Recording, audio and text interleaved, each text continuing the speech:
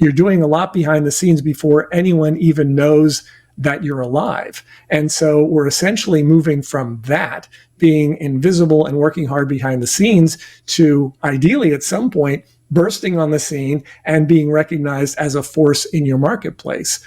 But none of that happens by accident. And it doesn't just come from setting goals. It requires having those processes in place. Increase sales, improve margins, and grow your business. Guaranteed. Top secrets of marketing and sales. Now, David Blaise. Hi, and welcome to the podcast. In today's episode, co-host Jay McFarland and I will be discussing your process for goal achievement. Welcome back, Jay. Hey, David. Thank you. It's always a pleasure to be with you. I'm going to be brutally honest here. I'm really good at setting goals, but I'm not very good at mapping out how I'm going to accomplish those goals. I think it's good that I've taken that first step and I kind of have a mental idea, but I never really go back and say, yeah, I accomplished that thing. So I think I'm missing some of the motivation to set more goals, because I think that's one of the key things about goals is once you've checked them off, you should feel good about yourself and then do more goals. And I don't know if I ever reached that point. Interesting. And I think a lot of people feel the same way. I know I've certainly had that situation over the years and still do to some extent. And we had actually talked about goals several weeks ago, but what I really wanted to get into this time around is the idea that it's great to have the goal, but it's like looking at the top of a ladder and you say, okay, that's where I want to go. Or it's like looking at the sky, that's where I want to go. But ultimately, the goal isn't what's going to get you there. The goal may motivate you, but the goal is not going to get you there. Ultimately, it's the process that's going to get you there, assuming you have a process. So if the goal is to generate a certain amount of revenue in your business, or have a certain amount of money in your personal bank account, or start a business, whatever your goal is, the next step is to say, okay, what are the specific steps? What are the combinations of tasks and projects that are going to be necessary to help me achieve that goal? Because the tasks, the individual things I have to do, and the projects, essentially the things that are composed of a bunch of tasks, are what's going to get us there. And the combination of these things is essentially the process. If my goal is to generate a certain amount of sales revenue, and I'm not there yet, a process that I generally want to start with is to say, okay, let's take a look at exactly how much your existing clients are worth to you. What did they spend with you last year? Okay. And then, do I think they're going to spend more than that, less than that, or about the same this year? And generally, you'll have a reasonable idea of that, whether it's going to be about the same, maybe a little more, maybe a little less.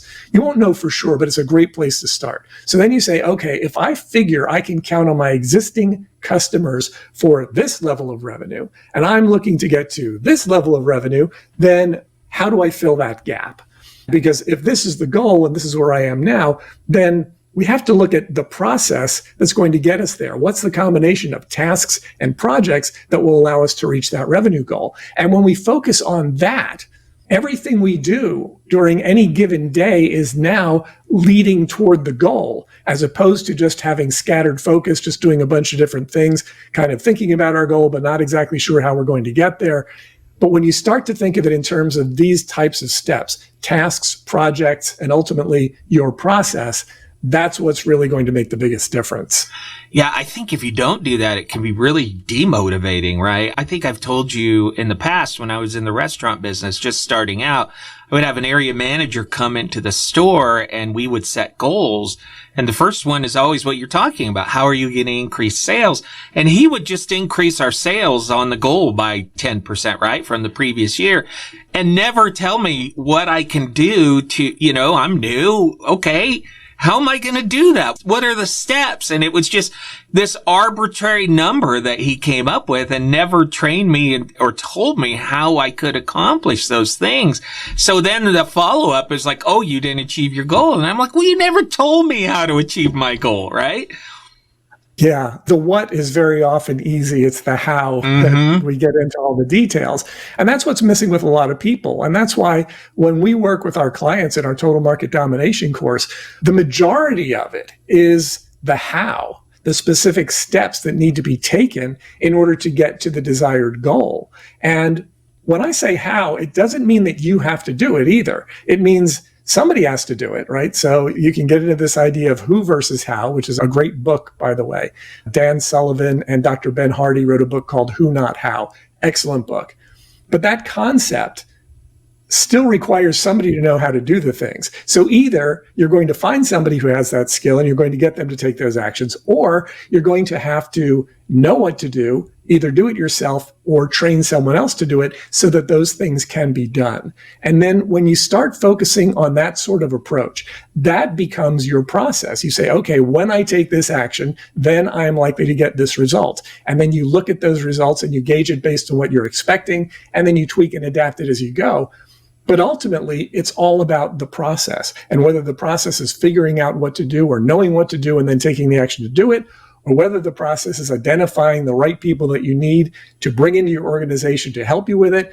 It ultimately all boils right back down to the process. Yeah, I think it's so important to say it's not all on you, right? Identify those things that you need to do and put the other things on other people's shoulders so that you can focus. I also love how you pointed out that as you're assessing your goals, if you're not getting there, you need to tweak and change. I think sometimes we just say, oh, that was it. Didn't work. So I guess that goal wasn't right. And so again, you've demotivated yourself instead of kind of reworking that goal. Yeah, and so often we don't even realize how close we are to something until it actually happens. And it reminds me of that analogy about how an airplane is off course for 90% of the flight. And so the pilot's job is to make constant little tweaks to get you back on track toward wherever it is that you're going. So you take off, you're headed in a direction, and then there's a little bit of wind and it sends you one way, and then they have to compensate for it. So most of the little steering we do, even when we're driving a car, your hands are moving slightly back and forth. And the reason it's doing that is because you're slightly off course most of the time.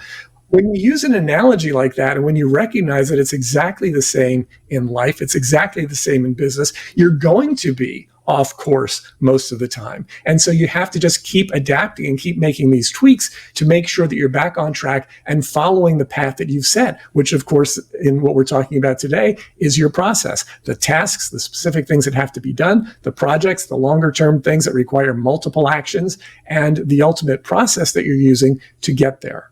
Yeah, absolutely. And I also think when you talk about, find the who, I think that one of the biggest mistakes that I see people make is they don't, and I really struggle with this, they don't share their process with other people. They don't seek mentorship. And so they're reinventing the wheel. A lot of these things have been tried and tested, and you can skip a lot of pain and a lot of hassle if your who includes somebody else, just another ear, call you, right? Bend people's ear and see what they think. And like I said, I really struggle with this. I do everything quietly. And if it doesn't work, then I'll go, okay, I should do something else, because I don't want somebody else to know that I failed. Mm-hmm. And of course, you haven't failed until you've decided that you failed, until you give up on it, right? Because a lot of times we can be trying the same thing and it's not working, and you keep doing it. And then eventually it works. So it's like, okay, but if you quit before then, you may consider it a failure, but it might not have failed as long as you keep going. It's also interesting when you talk about the idea that people tend to keep to themselves and they don't share stuff. That's really where we came up with our brand, topsecrets.com, is the idea that not so much that these things are impossible to find out, it's just that they're not often shared. A lot of sales and marketing training boils down to essentially fortune cookie kind of stuff. Be good to your clients and they'll be good to you. People do business with those they know, like, and trust. And these platitudes are maybe a little helpful, but until you know how to put them into action, until you know the specifics of, okay, what do I do with that information? How do I get people to know, like, and trust me if that's the goal? And they're three different things, right? First of all, do they know that I'm alive? Creating that initial awareness. And so in our program, we refer to it as first contact. What is your first contact with a new prospect or client going to be? Because that's going to determine whether or not they even know you're taking in air on the planet, which is a prerequisite to them either being able to like you or being able to trust you. It all starts with that. And so when you have specific processes in place for here's what we do to get ideal prospects, not just anybody who can fog a mirror, but here's what we do to get ideal prospects to know who we are. And then here's what we do to get them to like us and trust us better. We don't really use those terms specifically in our program, but what we do focus on is how do we create that level of awareness in the mind of the ideal client so that they think of you as the obvious go-to choice for them. Because if they don't think of you that way and they think of someone else that way, then it's very likely that someone else is going to get the business. Yeah, those are all really, really good points. And like you said, it's a process. You have to be meticulous about it.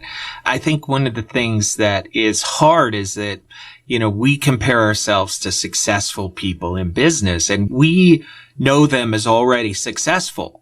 And so we don't really understand that they went through these processes, right? They suffered, they struggled. And so the fact that you're going through that, the fact that it's hard and it doesn't look hard to other people, it's deceptive, right? We don't see what they've had to go through. We don't see that they took these steps. Right. And neither does the market. Mm-hmm. If the people that could buy from us don't know we're alive, they have no idea what we're going through. They have no idea that we're struggling because we haven't figured out a way to introduce ourselves to them that is in any way compelling, right? It's just like overnight success in any capacity usually doesn't happen that way. There's usually a lot of behind the scenes. One of the things that we also focus on in our training is the idea, since that theme is so common, we focus on the idea that a lot of what you do in the early stages is going to be invisible. And so you're doing a lot behind the scenes before anyone even knows that you're alive. And so we're essentially moving from that being invisible and working hard behind the scenes to ideally at some point bursting on the scene and being recognized as a force in your marketplace. But none of that happens by accident. And it doesn't just come from setting goals. It requires having those processes in place. Yeah, I think that's so important. Every once in a while, you see somebody who had an idea and it just explodes, right? And they fall into a pot of gold. But, we tend to think that that's how it's going to happen for us. I see these people who are like influencers on YouTube or whatever, and they have millions of views. And I've looked at some of their stories. And again, what you don't see is that they publish videos without any success or following for an entire year before their channel blew up, and they just kept pounding their head against a wall, but they had goals and they had plans and they worked towards it. And that's the work sometimes that we're just not seeing. Right. And clearly they resonated with other people, which goes back to what we were talking about earlier. You're not going to generate that level of revenue unless you're impacting enough people. So if your story is just that compelling and other people say, wow, this is really impressive, then then you can really sort of attract that thing without a whole lot of effort. But for most people, particularly if you're going to do something as a business, it's going to require a little more thought. Yeah, it's going to be hard, right? But that effort is going to change you. It's going to change your views. And I think you find out after the journey and after the pain that you've learned so much, and now you're better prepared to, set your new goals and to work towards them. You build a strength like you build muscle mass, right? So how can people find out more? You can go to topsecrets.com/call, schedule a call with myself or my team. We'd love to have a conversation with you. If you know where you want to be in terms of your goals and you're not quite sure about the processes for getting you there, this is a great way to have a conversation. We can see if we think the same way, if our approach makes sense for you. If it does, great. Even if it doesn't, we'll have a great conversation. You'll probably get a lot of good ideas from it. Yeah, and sometimes that conversation is enough to get you kind of moving in the right direction. David, as always, it's a great pleasure to talk to you. Thanks, Jay. Increase sales, improve margins, and grow your business. Guaranteed. Top Secrets. TopSecrets.com.